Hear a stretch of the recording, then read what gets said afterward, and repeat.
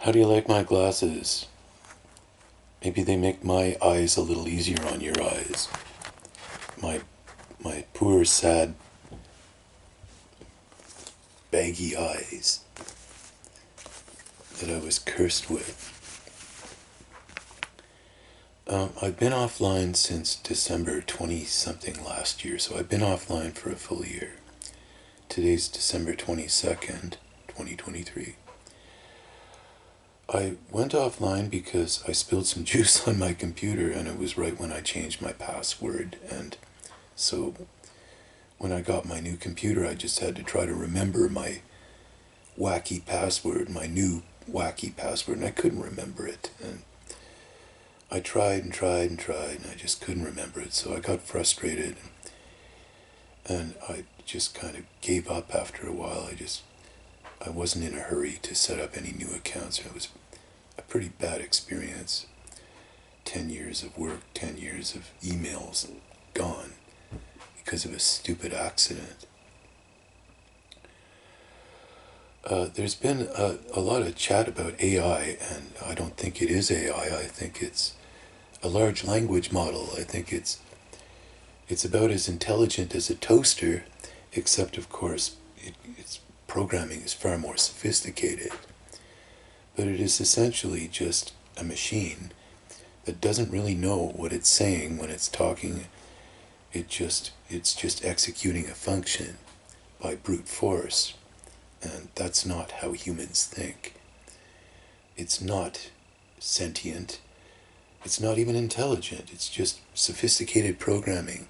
That's all it is. I wouldn't fall into the trap of thinking that it's any more than that, because if you do, they're going to expect you to trust it to tell you how to live your life and everything else, and certainly give them a lot of power. The people who program it, the people who own it, who can make it say whatever they like. I mean, I regularly see wrong answers when it comes to searching my music on the internet, crediting it to other people. It's wrong. It's not true. It's just a big fancy kind of tool of manipulation, I suppose, and it doesn't really serve much of a practical purpose from what I can see. Although I hear it's great for frauds, it's great for hackers, it's great for defamation, plagiarism, and I shudder to think about how my image might possibly have been abused since I went offline this time last year.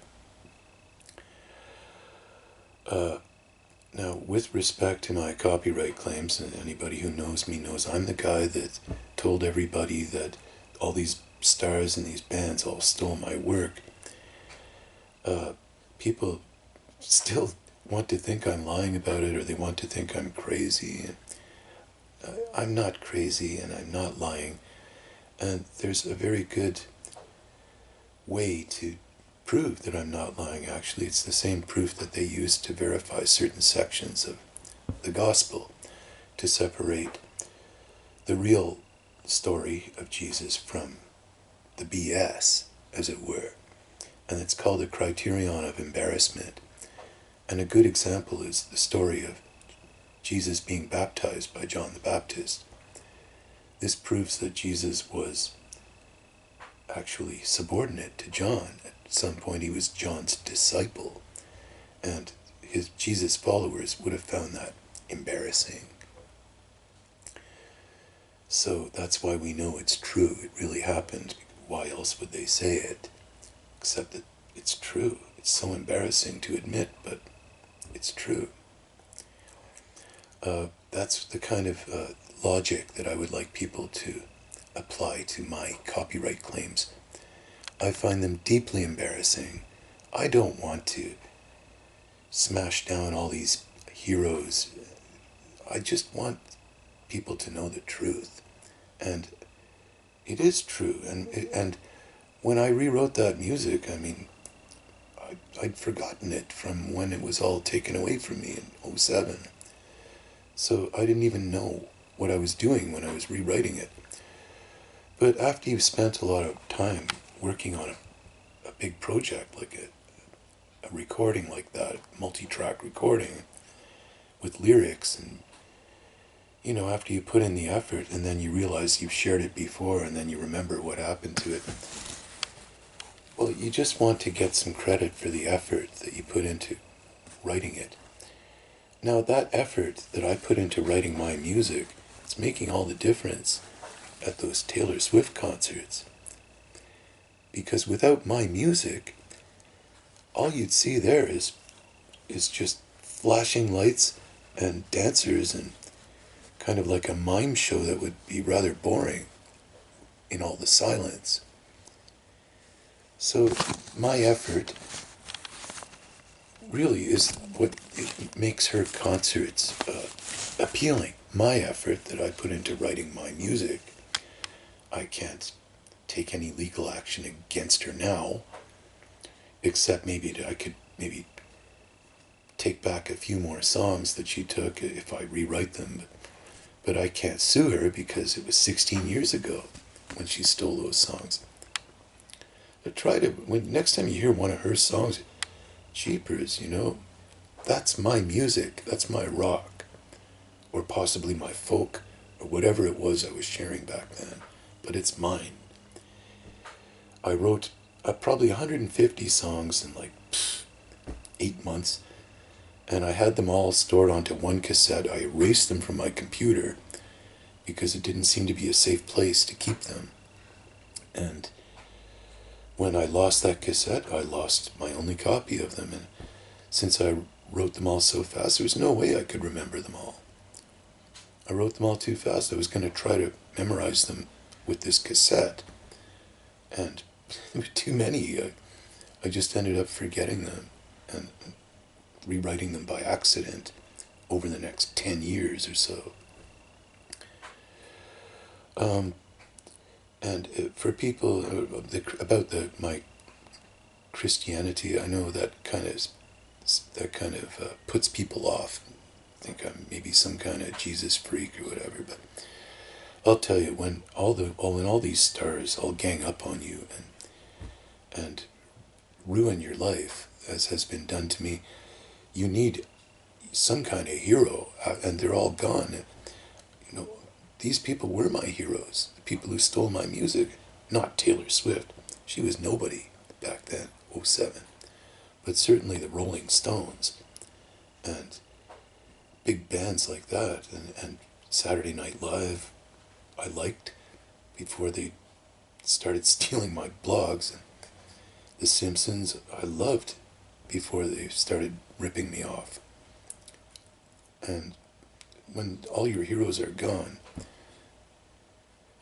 well, there's just Jesus left. He's the only hero left. So that's why I'm a Christian now, because it's all that's left.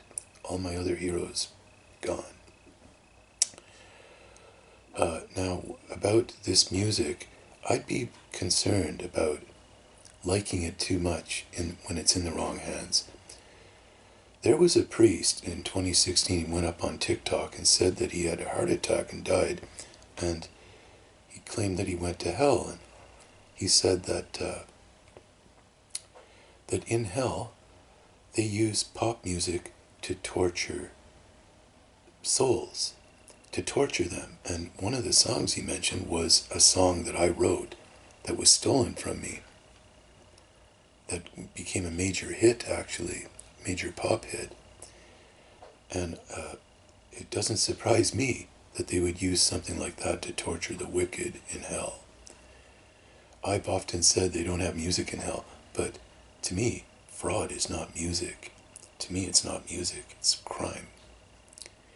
And it certainly tortures me to have to hear my music from 16 years ago playing on the radio now and drumming up so much attention for the person who stole it. It's like you're just pretending. It's like you don't even think I exist here. It's like I might as well be dead. I feel like I'm dead or something when I see all these bands that rip me off back on the stage. God, it's like I'm dead. You know, it's awful, really terrible way to treat me. I wish they would write their own songs. Okay, that'll do it, because I have to keep this video short. I'm only allowed 15 minutes until I verify this account. And I'll just close now with a little joke, a Ukraine joke that I thought of about the war in Ukraine.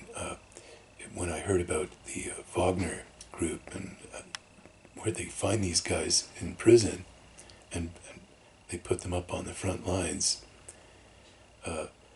that's when I started to think that Ukraine was going to lose, because in a war of attrition, when it's man for man, in the case of Ukraine, when they lose a soldier, they lose a hero. But with Russia, when they lose a soldier on the front lines, it improves their society. Okay, we'll let you go on that. Merry Christmas 2023, and I'll be back with some more, hopefully creative videos at some point in this channel. Bye for now.